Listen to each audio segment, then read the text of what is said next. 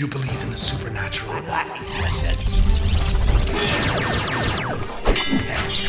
Download the Legacy Edition of Spirit Blade, a full cast audio drama, for free for a limited time at spiritblade.com. The song goes like this.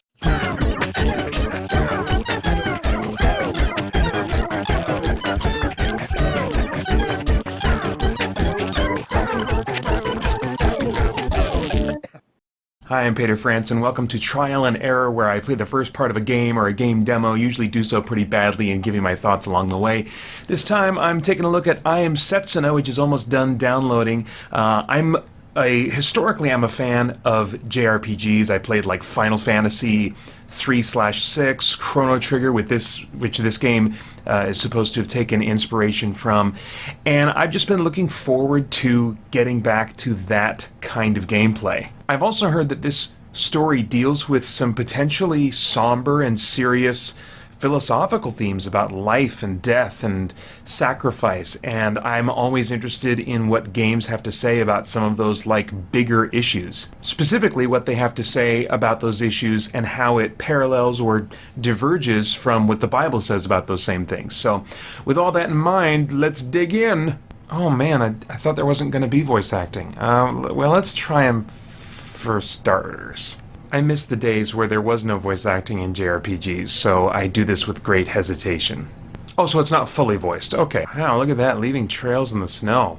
Okay, cool. So the classic active time battle system where you wait for your meter to fill up, and when it fills up, you can take your turn. Boy, the graphics have a fairly simplistic look, but at the same time, they're beautiful. All the color and light effects, it's really nice. Okay, so he's speaking little Japanese phrases during combat. Not sure how I feel about that. It just bothers me I don't know what he's saying. Ah, it's a save point. I was really wanting to be done with save points. It just depends on how many they're going to have. I'd prefer to be able to just kind of do little teeny slices at a time if that's all I have available to me. I'm not always up for committing an entire evening to one game, and sometimes save points can make me feel like I have to do that. This piano score is really interesting.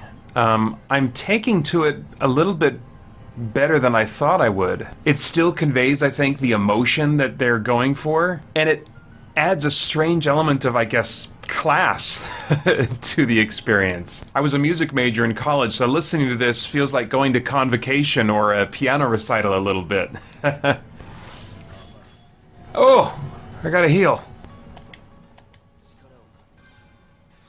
Nice. I'm really glad the dialogue is not all voiced, because then even if a translation is a little bit clunky or stiff, I can make it sound better in my head. And a lot of times better in my head than a poorly paid voice actor would do when only given 1 or 2 takes before they gotta speed him on to record the next line. So a mysterious man has just given me the mission to kill a girl in a small village that's about to turn 18 years old. Why would I do that? Am I a mercenary? I'm not sure. This definitely evokes the beginning of Final Fantasy 6 or 3 on the Super Nintendo. Yeah, this piano music is freaking working for me. That's really a shock. Every preview video I saw, I was like, I don't know. It feels a little cheap or something, but now that I'm actually hearing it as I play, I'm really liking it. I think it probably has the potential to really fit the somber tone that they're going for in a way that a full orchestra wouldn't. Oh dang, overworld map, this is so Chrono Trigger.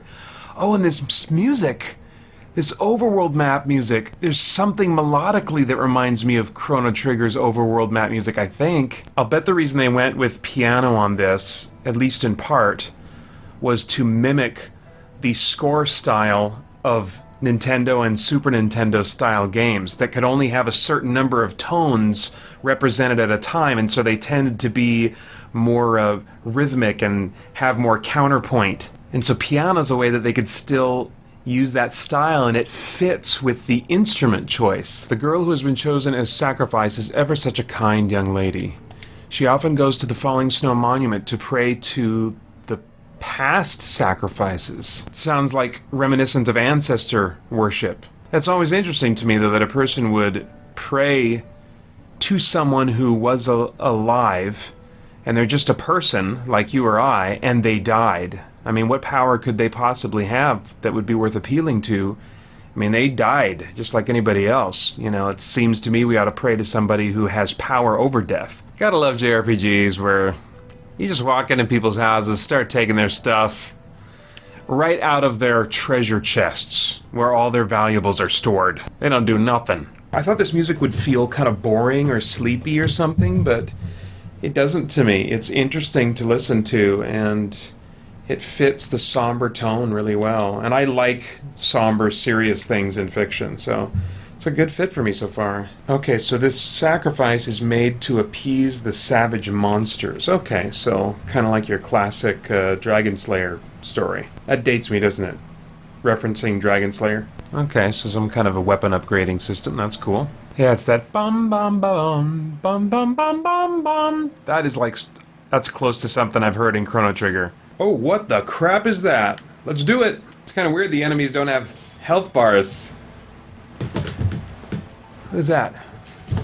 Oh, I didn't get a chance to read that. Crap. Well, that's kind of lame. When they first told me about, I think it was momentum, there was something mentioned about hitting square in the middle of a move or at the right time or something, and I haven't seen a prompt during combat that shows the square symbol. I tried hitting it once briefly during the last combat to see if it would do anything, and I think maybe I got a critical hit, but I don't know if that was coincidence or not. And when I look at the notes here, it just tells me the lore of these concepts, not the gameplay mechanics. Well, Mom, I'll be leaving soon. I'm going to give this everything I've got.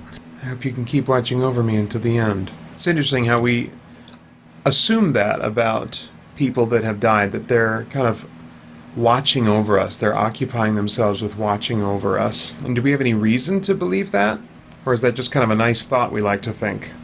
Do you want to change Setsuna's name? That seems like a wrong option somehow. The game is called I Am Setsuna. Especially since I think, if I remember correctly, Setsuna comes from a word that means like bittersweet or sorrowful or something like that. I can't remember.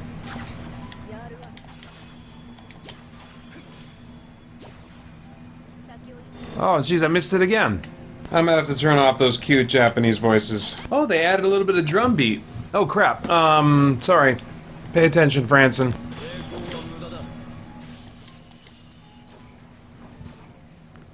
Did I get it? Oh, nice.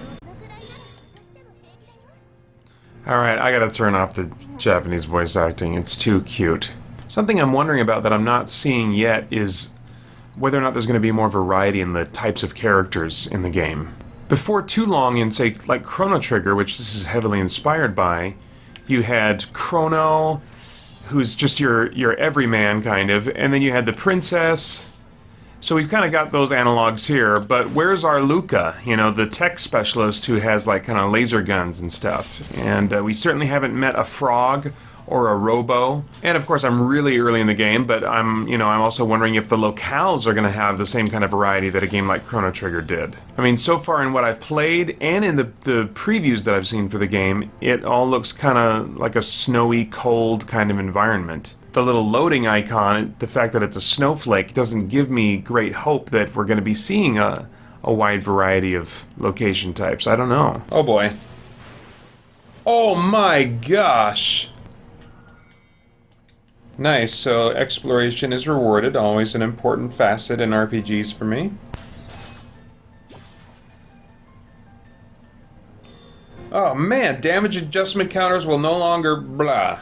Those messages, I hope they're not important. Whenever one of the tips of my snowflakes sparkles, I think if I hit square right as I'm doing an attack, it does enhance the attack somehow. So that is not very apparent. They tell you about it one time at the very beginning, and then even when you go into your menus to look for help and information about the game, they don't reiterate that point about hitting square at a certain time. Boss fight! Oh, dang! Okay, so you gotta hit square right after the flash that indicates that their turn is about to, that their action is about to begin. And then you get the bonus to whatever your action is. Yeah, I'm getting to the point now where the sameness visually is starting to kind of take its toll a little bit on my experience. You know, I kind of feel obligated to go and explore every single house in this new town that I'm in now, but They all kind of feel the same. They all kind of look a bit the same. The snowy environment is getting a little bit samey. But I want to explore it all because I don't want to miss anything, and I want to miss any items or opportunities that the game might give me. So it's just kind of a bummer that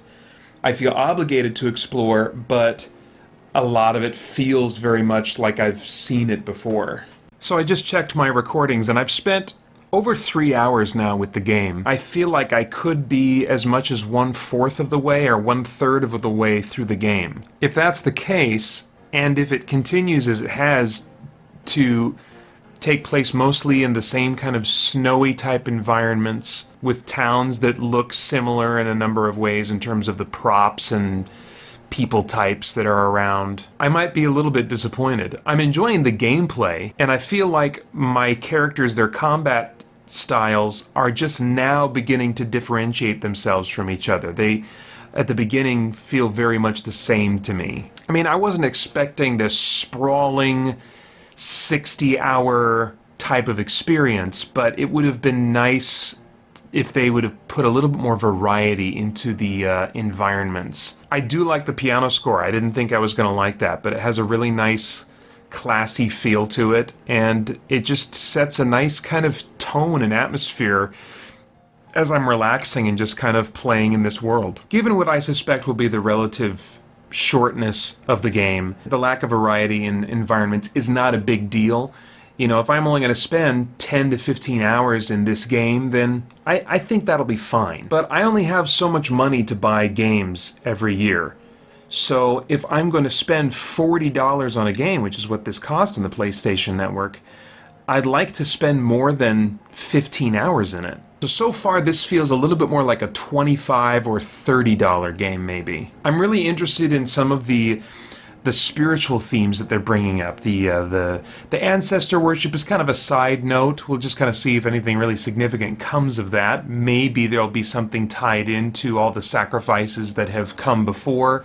But I'm interested in the sacrificial system. I'm interested in finding out the potential secrets behind it. I'm wondering, in the story, if it's actually made any difference, or if we're going to find out that actually all these women have sacrificed their lives in vain. But I appreciate the somber tone, especially when it's so much more common in Japanese RPGs for it to be kind of light and cute. I wish there was more variety in the characters in my party visually and conceptually, in addition to defining themselves a little bit more in combat. As I said, they are differentiating themselves a little bit more now as the game progresses, because the types of magic that you can slot to each character are limited. Some magic types can only be used by specific characters. So I think they're going to become more and more defined in terms of utility in combat as the game progresses. But I would like, like Chrono Trigger had Robo. It had a character who was a robot. It had a guy who was a frog. It had a girl who was all about gadgets and technology. It had another girl that was like a barbarian fighter. So not only conceptually but visually, those characters were very strongly distinct from each other, and I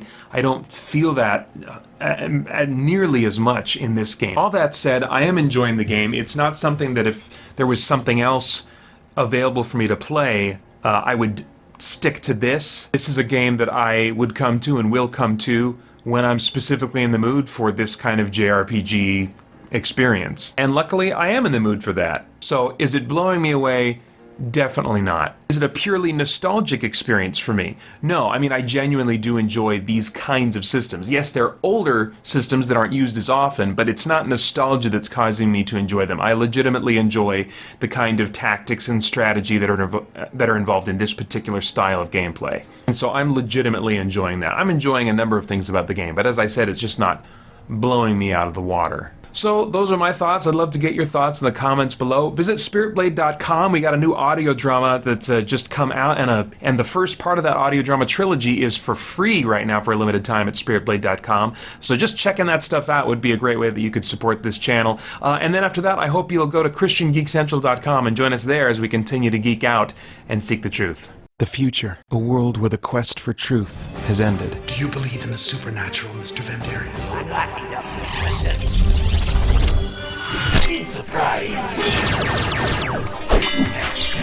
The Shader will bring hell to Earth for thousands of years. Shock Division, kill them all! The trilogy is complete. Spirit Blade, a full cast audio drama. For a limited time, download the Legacy Edition of Spirit Blade for free at spiritblade.com.